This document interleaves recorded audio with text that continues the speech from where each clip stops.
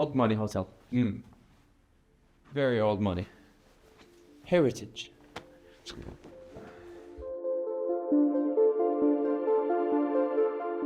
The last 8 weeks have been challenging, but at the same time I have been progressing quite a bit until things happened and I got a setback, stumbled upon some illness that set me a little bit back and gave some more irritation to the Achilles. So a little bit up and down, but in total last 8 weeks have been I have been progressing both the mileage, volume and also the pace until right now, where I have been 1.5 weeks in altitude in St. Moritz and really progressing the load that I've given myself and also on the Achilles. A very good track session just a couple of days ago, so definitely pointing in the right direction, but still a lot more to improve and a lot more things that needs to be done for me to be 100% prepared for a World Championship.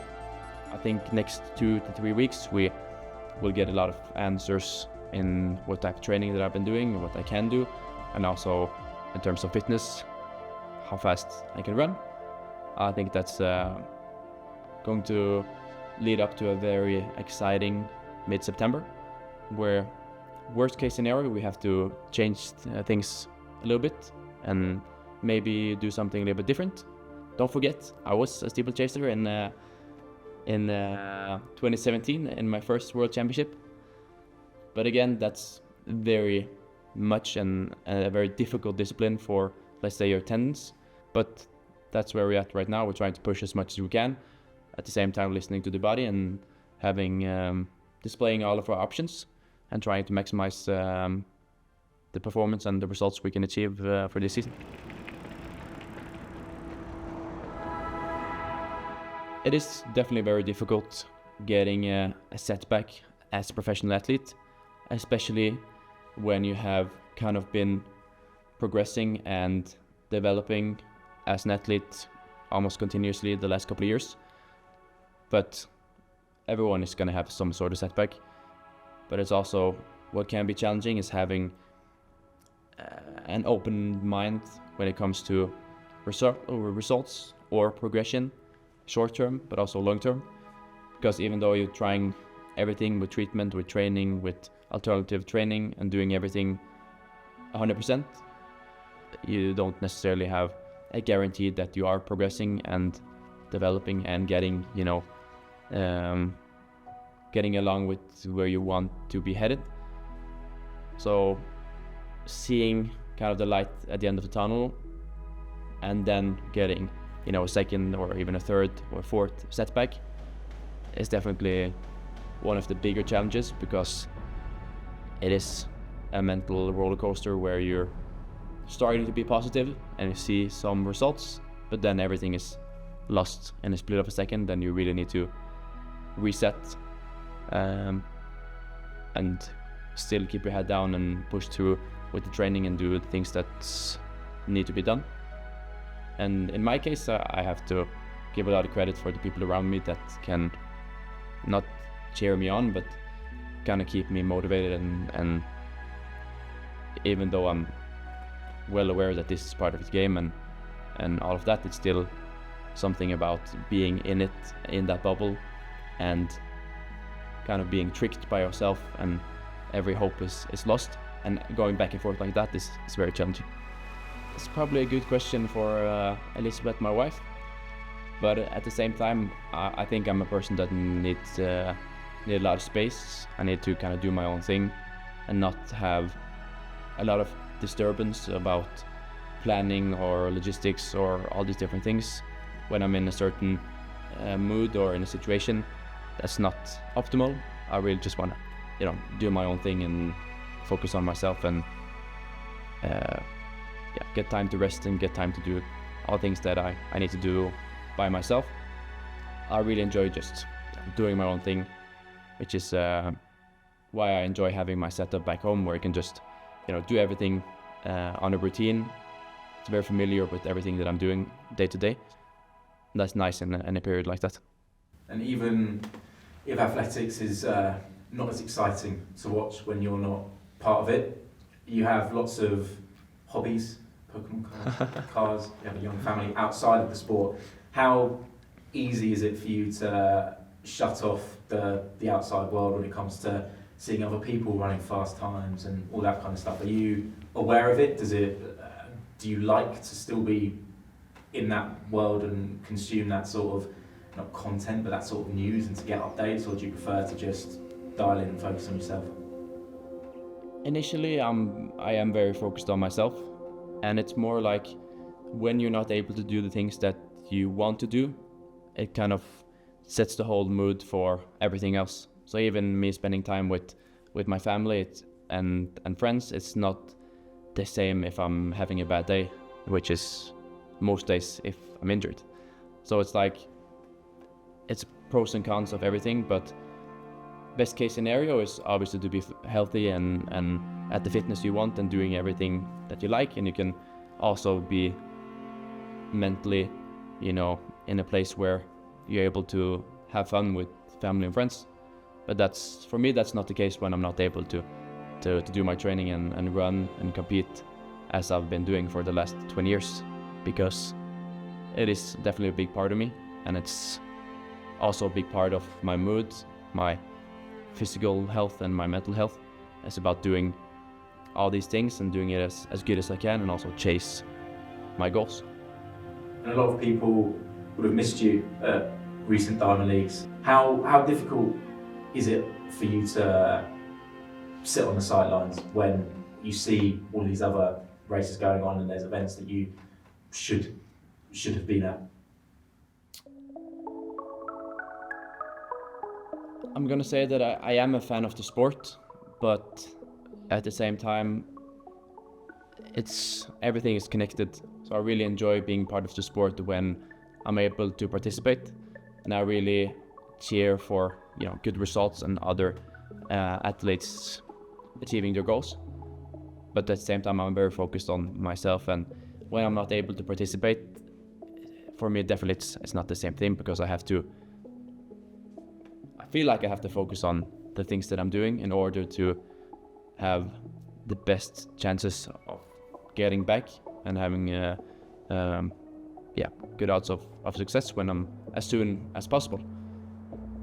And maybe it's like a way of punishing myself that I'm not able to enjoy the sport if I'm not able to participate and bring something to it, which is something that I'm trying to do, and something that I've tried to do for most of my career, is to do something fun, try my best, and also hopefully get some exciting races for the fans of athletics to watch. St. Moritz is a very nice hub when it comes to training, especially midsummer. It is high altitude, but not as high as some of the other places where we're training during the summer, which makes it a lot easier to adapt, going back and forth, maybe even home or even to competitions, that you can kind of go straight to a race and just straight back without having to do anything other than the things you have planned. And it is very similar to Norway in terms of environment, conditions, and also like air. Just everything is very familiar, which is nice. And it's just a very calming and relaxing place to be when you need to maybe step out of the competitive bubble when there's a lot of action midsummer. Lastly, it's very central, where you can travel to most of the world and especially Europe with direct flights, which is very nice for us if we go to competitions or something like that. Right now, my training is a little bit different because we're definitely on the clock in terms of reaching the World Championships and being prepared, and as prepared as I can.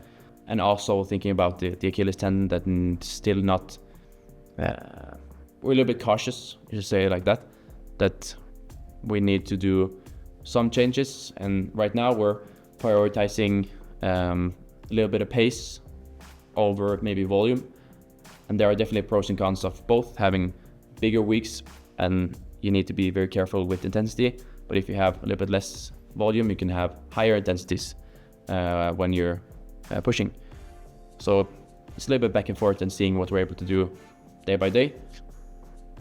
But at the same time, it's all about preparing and being as good as we can be when it matters. It's definitely a difficult balance, especially when you're trying to reach something that's coming up very soon. But also, you need to be adaptive in terms of the planning, because right now the main goal is to run as much as I can, as fast as I can. And that may vary from day to day, considering what I've done in the last couple of days. It's all about trying to maximize the effort and also the return, because I don't want to have a big session and run super fast, but then have to recover for 1 or 2 extra days after. So right now I'm progressing quite a lot, and I think that's the most important thing. Right now it's all about risk and reward. So my main goal is to be fit and ready to go in the World Championships in Tokyo. And everything that happens before that, I have to see when it closes. Right now I'm focused on training and trying to build my fitness. And it's relatively easy just to say, okay, we're gonna do this race, but everything needs to be very well thought through when it comes to the risk involved and also the way it can compromise the World Championships. So it is a little bit exciting because there's a lot of things happening every day, and also a lot of discussions and choices that needs to be made more than usual. And I think it's definitely different and a different approach and different aspect of the way we do our training and especially competitions. But sometimes that's for the best, and it can be a good opportunity to achieve something that's maybe a little bit different. I need to be able to adapt to different scenarios and different things happening, because that's part of life and definitely part of the sport.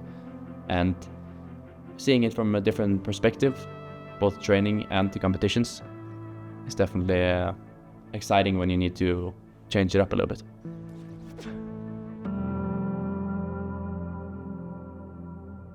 Normally it would be a very clear end to the season in mid-end September. But this time it might look like we're changing it up a little bit because I've lost so much of the competitions early on in the season. And it would be fun to see how far we can push the season into September, into October, even further, to see where there are good conditions and also to see how the body feels. But I definitely don't see any reasons why to stop that early. So I think that's also a little bit exciting because it's different, and it's also a challenge, not only for me but for everybody else involved. But I think it can be something cool and fun. Is it possible to see some more random races from yourself off the track? Yeah. Right now everything is possible. I think that's one of the cool things about this situation, if there's any, is that you really have to look somewhere different. I'm not able to look in the direction that I've been looking the last couple of years because that's almost all gone and finished. And that opens up for maybe racing in different places, different environments, different events, which can be cool.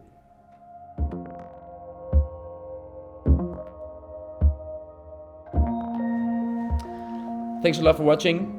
Hope this update clarifies some of your questions. I know some people don't even know where I'm at, what I'm doing. I have been trying to update the people following, but it's not necessarily that easy to get everything. But I'm definitely rolling, progressing quite a lot, and very excited for the end or the start of, in my case, the season. But like and subscribe. Hope you enjoyed, and see you next time.